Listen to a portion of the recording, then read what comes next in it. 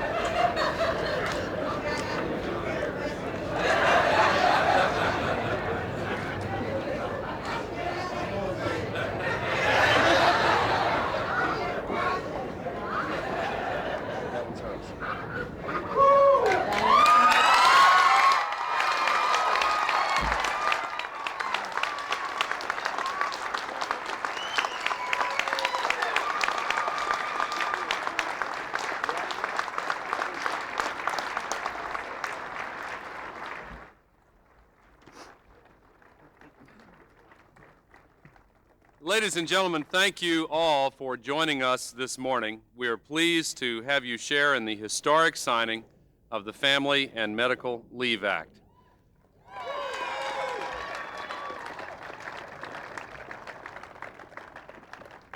Today marks the end of gridlock and a new beginning.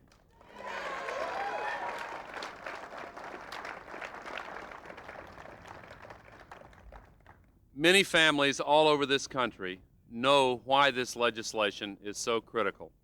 Indeed, my wife Tipper and I met many families when we were with our son at Johns Hopkins Hospital who will benefit from legislation, from this legislation.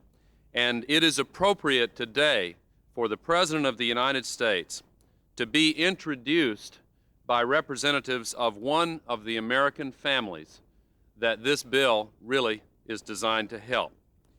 I would like to introduce to you George and Vicki Yandell. I first met the Yandells in September of 1992 right here in Washington, D.C.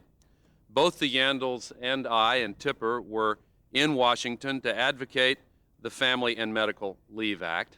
And you see, in January 1987, George and Vicki's daughter, Dixie, was diagnosed with cancer. The severity of the cancer required immediate treatment, forcing both the Yandells to take time off from their jobs. George and Vicki subsequently lost their jobs because there was no law such as the Family and Medical Leave Act. So it's my pleasure to stand here with George and Vicki Yandell today and have the opportunity to introduce them to introduce the President of the United States. Thank you, Senator.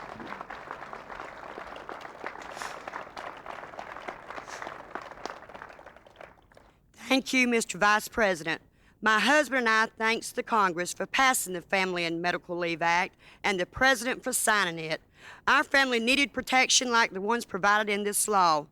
Our family has faced a terrible tragedy, but this tragedy was made unnecessarily harder for us by the fact that George did not have job security during this time.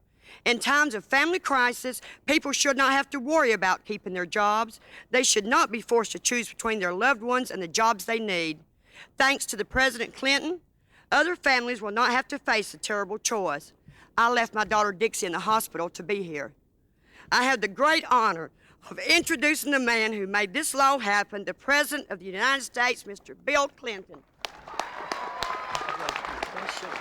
Great job. Thank you.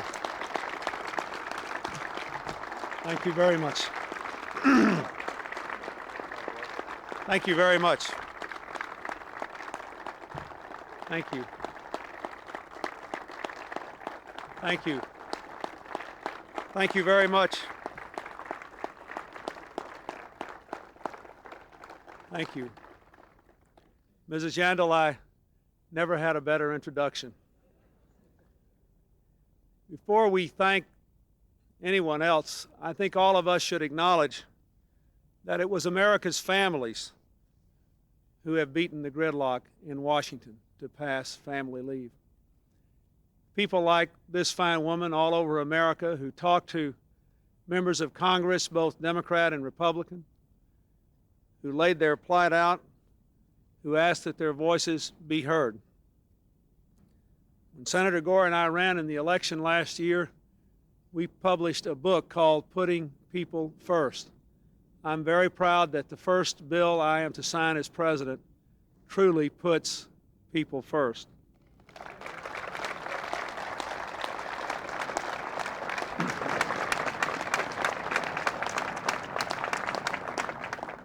I do want to thank the United States Congress for moving expeditiously on this matter and for doing it before the first recess so that every member of Congress who voted for this bill can go home and say, we are up there working on your problems and your promise, trying to make a better future for you. This sends a clearer signal than any words any of us could utter that we have tried to give this government back to the American people. And I'm very appreciative that the Congress has moved so rapidly on this bill.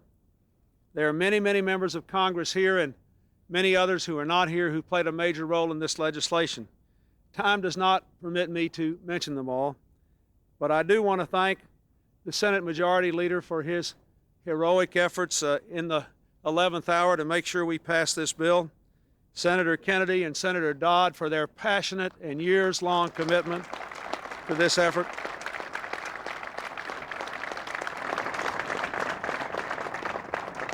I want to thank the Speaker, Speaker Foley, and Congressman Ford, the chairman of the committee that had jurisdiction over this bill, and Congresswoman Pat Schroeder, and all the other Democrats who worked on this bill.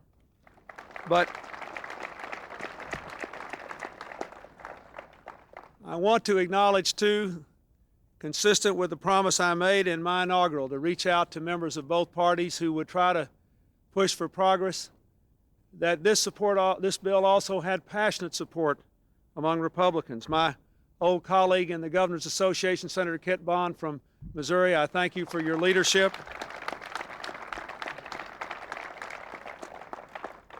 Senator Jeffords and Senator Coates, I don't believe are here, but they supported this bill strongly. And Congresswoman Marge Rockema from New Jersey, her commitment on this was unwavering. Congresswoman Susan Molinari from New York and many other Republicans voted for, spoke for, and worked for this bill. I thank them, the subcommittee chairs who are here, and all the others who worked so hard to make this bill a real, live promise kept with the Congress to the people of the United States. Family and medical leave has always had the support of a majority of Americans from every part of the country, from every walk of life, from both political parties. But some people opposed it, and they were powerful, and it took 8 years and 2 vetoes to make this legislation the law of the land. Now, millions of our people will no longer have to choose between their jobs and their families. The law guarantees the right of up to 12 weeks of unpaid leave per year when it's urgently needed at home to care for a newborn child or an ill family member. This bill will strengthen our families, and I believe it will strengthen our businesses and our economy as well.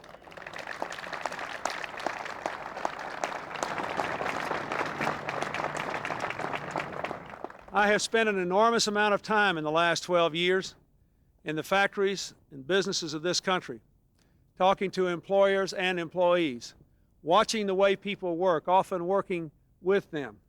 And I know that men and women are more productive when they are sure they won't lose their jobs because they're trying to be good parents, good children. Our businesses should not lose the services of these dedicated Americans. And over the long run, the lessons of the most productive companies in the world, here at home and around the world, are that those who put their people first are those who will triumph in the global economy. The business leaders who have already instituted family and medical leave understand this, and I'm very proud of some of the business leaders who are here today who represent not only themselves but others all across America who were ahead of all of us who make laws in doing what is right by our families. Family and medical leave is a matter of pure common sense and a matter of common decency. It will provide Americans what they need most, peace of mind. Never again will parents have to fear losing their jobs because of their families. Just a week ago, I spoke to 10 people in families who had experienced the kinds of problems Mrs. Yandell has talked about today. Vice President Gore and I talked to people all across America who moved us deeply. We were saddened to hear their stories, but today all of us can be happy to think of their future. Now that we have won this difficult battle, let me ask all of you to think about what we must do ahead to put the public interest ahead of special interests, to pass a budget which will grow this economy and shrink our deficit, and to go on about the business of putting families first. There's a lot more we need to do to help people trapped in welfare move to work and independence, to strengthen child support enforcement, to reward those who work 40 hours a week and have children at home with an increase in the earned income tax credit so we can really say we're rewarding work instead of dependence.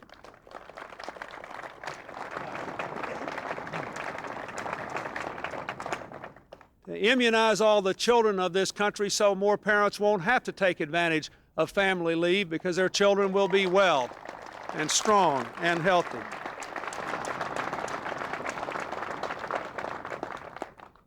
Let all of us who care about our families, our people, the strength of our economy, and the future of our nation put our partisan and other interests aside and be inspired by this great victory today to have others when Congress returns to this city and we go on about the people's business. Thank you very much.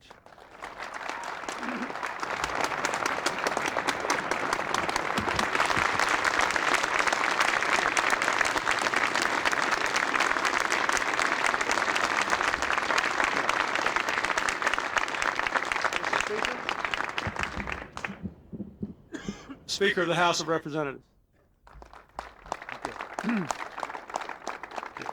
Mr. President, Mr. Vice President, Mrs. Clinton, Mrs. Gore, Mrs. Yandell, members of the Cabinet, distinguished guests, my colleagues, ladies and gentlemen, of the many, many people who have had a leading role in the passage of this landmark legislation, there are members of the Congress in both houses and in both parties, and countless numbers of people in the country.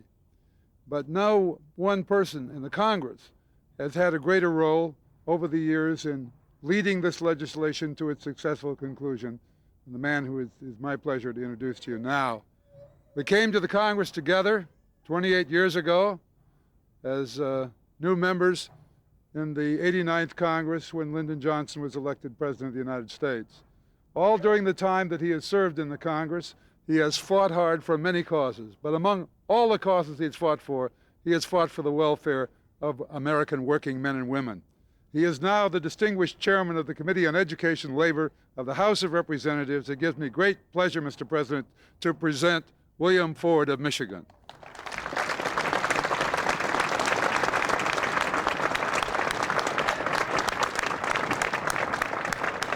Thank you very much, Mr. President, Mr. Vice President, all of the distinguished guests here. I'm going to make a confession to you. During the campaign, a whirlwind named Clinton came through my district several times. And one of the first times we talked out in Michigan, he said, "Bill, how soon can we get family medical leave into law?" My response was, "Mr. Governor, if you get elected and I get elected, Ted Kennedy's already there. We'll have it on your desk whenever you want it." That was a pretty bold promise. But he was serious. And we are here earlier than any time in my years with Tom here in town for a major indication to the American people that last November they made a change and they ended gridlock. And we wouldn't be here except for the people who went to the polls last November and said they wanted us to be here with a bright new president to have us doing what we're doing today. Mr. President, you're going into the history books for this. I want to ride your coattails one more time.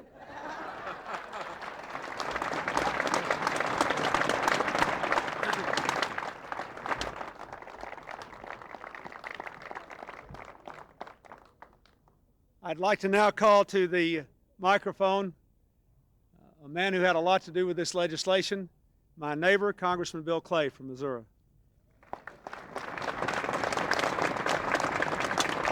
Thank you, Mr. President, Mr. Vice President, distinguished guests, and members of Congress. It's a great day that we stand here celebrating this landmark piece of legislation that's in the same category as legislation against child labor, minimum wage, and occupational safety and health. This piece of legislation addresses the needs of a new workforce composed of both husband and wife working, but it's carefully structured to accommodate the needs of small business. In this country, customs and traditions die a hard death, but they do die. And the concept that workers have no rights except those extended by management is a concept that's dying. And family and medical leave is a nail in that coffin that will soon inter the concept that workers have no rights except those extended. So, Mr. President, I know that I speak for the thousands of people in Congress and out of Congress who worked very hard and sacrificed to bring us to this point in time. And I know that I speak for the millions of those who need this legislation and are appreciative of your efforts and the efforts of Congress when I say thank you for using the Family and Medical Leave Act as the vehicle for breaking the legislative logjam between the Congress and the executive office. Thank you.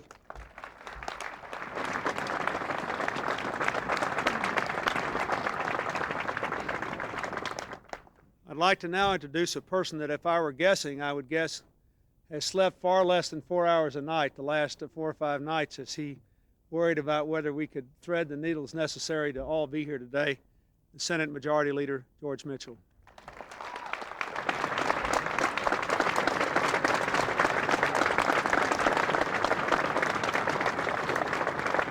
Thank you. The signing of this bill this morning by the President turns an important page in American history. A decade of deadlock has ended. A decade of progress now opens before us. It's especially fitting and appropriate that this Family and Medical Leave Act be the first bill signed by this President to mark this new era for 2 reasons. First, it was passed with bipartisan support. Let all Americans understand this bill could not have become law if only Democrats supported it. Important Republican support by courageous leaders like Kit Bond and Marge Rockham and others helped make this law, and the new era should be bipartisan. Second, it's especially fitting that the first word of the first bill is family. The American family is the foundation of our society, and a family means wherever people are together in whatever form. Single mothers who struggle with their children.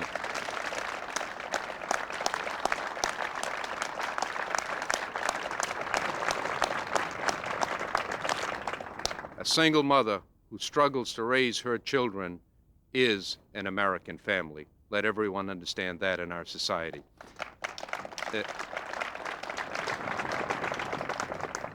Many people worked to make it possible for this to happen, but none deserve more credit than the 2 men who will follow me here at this microphone. Ted Kennedy and Chris Dodd persevered over many long, difficult years. This is their reward, Ultimately, the reward is the knowledge that millions of Americans, some of whom will not know of their efforts, will not know their names, will benefit from what they've done. The real heroes are Ted Kennedy and Chris Dodd. Thank you all very much.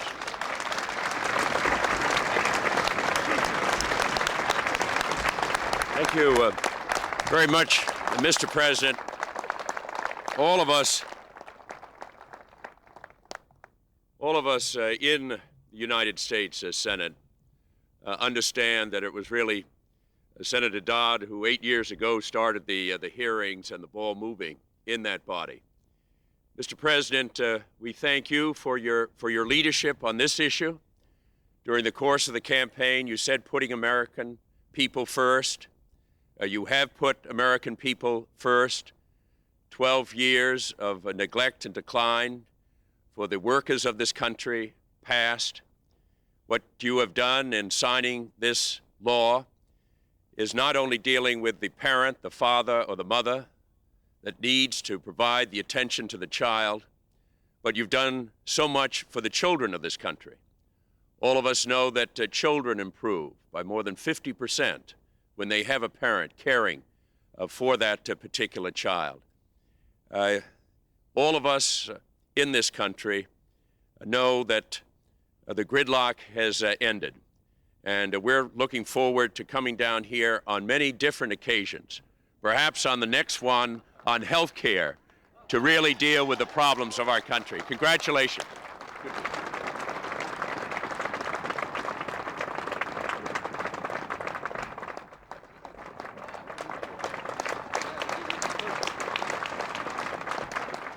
Thank you.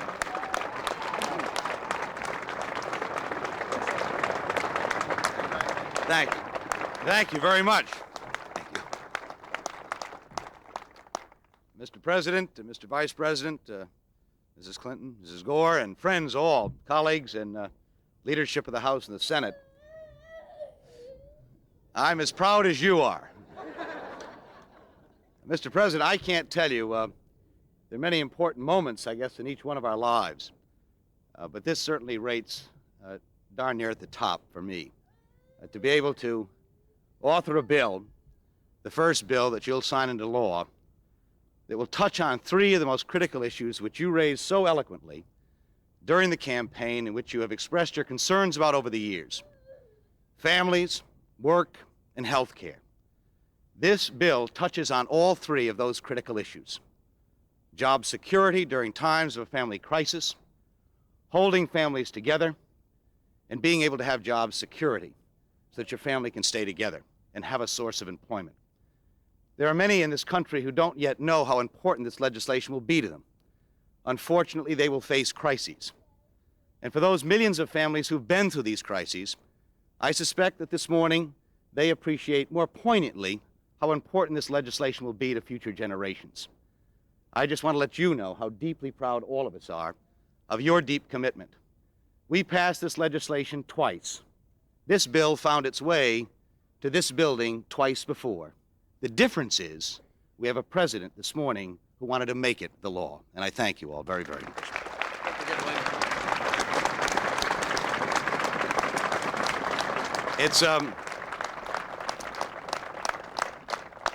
It's my pleasure to present someone to you that the president has already referenced that made a difference. This was a piece of legislation that involved so many people. As the majority leader has said, in a bipartisan way, brought a lot of disparate elements together. Business played a critical role throughout the 7 or 8 years of hearings that we held on this legislation. And it's my pleasure this morning to present one of those representatives of the business community, the president of FelPro, Paul Lehman. Mr. Lehman.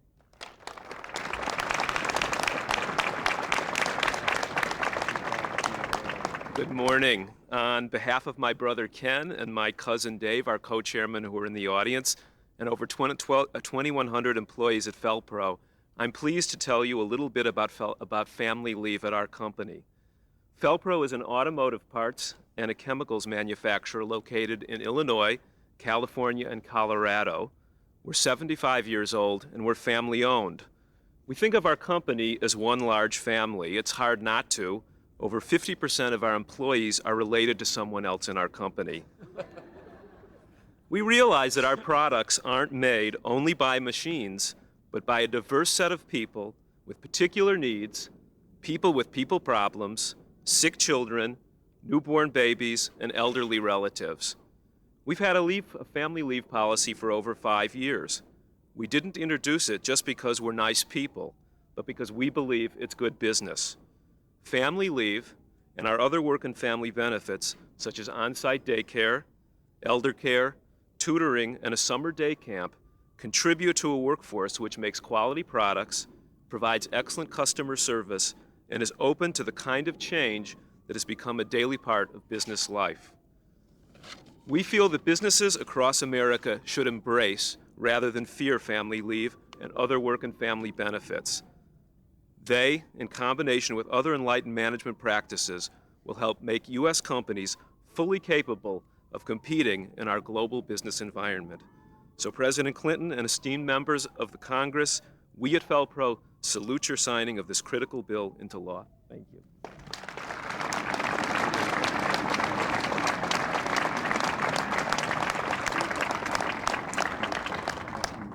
Let me now introduce our next speaker.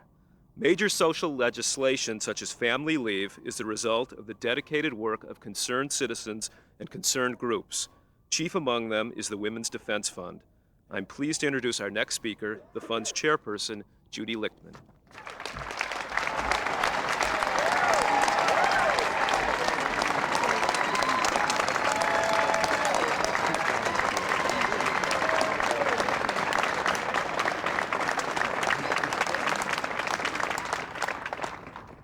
This is a very poignant moment, and my heart is very full. There is no better example of the kind of change the American people sought when they voted in November than the swift and historic signing of this legislation. The first bill signed into law by President Clinton opens a new era, a time when we get beyond the rhetoric and provide real support and economic security for American families who so urgently need it. This legislation marks the beginning of our nation's reinvestment in its most precious resources, its hardworking women, men, and their families. So again, I thank the President, the Congress, and the coalition, a very broad coalition of diverse groups, 250 organizations representing the best of America, and hundreds of thousands of individuals across this great nation who helped make this moment in history happen. I thank you.